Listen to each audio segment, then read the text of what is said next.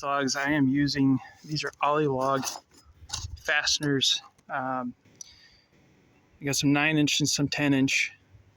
Probably not long enough, because I think the manufacturer requires that they go down at least halfway through the next log and they countersink. And this one, as you can see here, is not going but maybe a third in. So I'm going to come back when I'm finished and find some areas where I can drive some up through the logs just to tie them down a little bit better. But as you can see here, I mean, it is a little bit wobbly, but much stabler than I thought.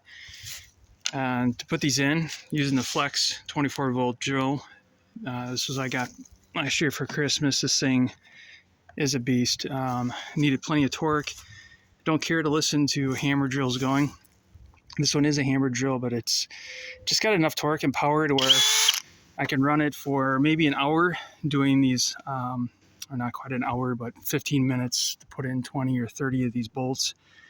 And it's been going most of the day. Had to recharge it once, takes an hour. These bolts, I put one in wrong and took it out, and it was so dang hot. It was smoking. So definitely concerned. I was worried about a fire would start, but it hasn't happened, so that's good. So here it is. So far, it's been probably about 16 hours of work. Having a dad help, having a wife help.